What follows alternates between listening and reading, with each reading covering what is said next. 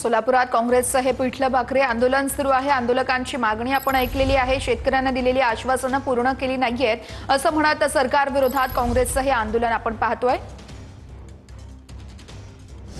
एक महत्त्वाची बातमी, जैन बोर्डिंग जमीन व्यवहारावरती स्थगिती मिळण्याची शक्यता वर्तवली जाते।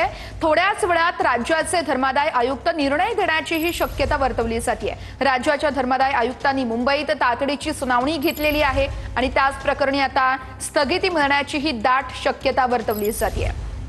थोड्याच वेळात राज्याचे धर्मादाय आयुक्त निर्णय देण्याची शक्यता वर्तवली जाते। त्यामुळे नेमका काय निर्णय येतोय हे बघणं महत्त्वाचं आहे। राज्याच्या धर्मादाय आयुक्तांनी मुंबईमध्ये तातडीची सुनावणी घेतली आहे। जैन बोर्डिंग जमीन व्यवहाराला स्थगिती मिळण्याची त्यामुळे दाट शक्यता आता वर्तवली जाते।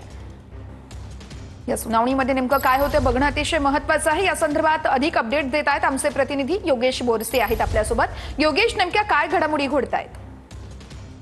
पुण्यातली जैन जी बोर्डिंग आहे त्या जमिनीचा हा वाद सुरू आहे। गेल्या काही दिवसांपासून जैन समाजातील जे काही आंदोलक आहेत ते आंदोलन करतायत आणि यामध्ये राजकीय देखील आरोप प्रत्यारोप होताना पाहायला मिळत आहेत।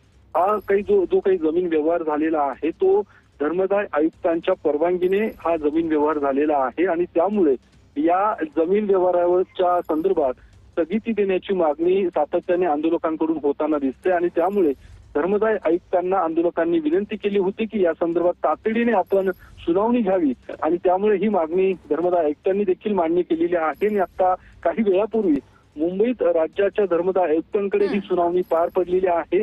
आंदोलकांकडून ॲडव्होकेट योगेश पांडे यांनी खरं तर बाजू मांडलेली आहे आणि ही सुनावणी आता पूर्ण झालेली आहे। थोड्याच वेळात धर्मादाय आयुक्त निश्चितच योगेश, सुनावणीकडे आपलं लक्ष असणार आहे। तुर्तास धन्यवाद।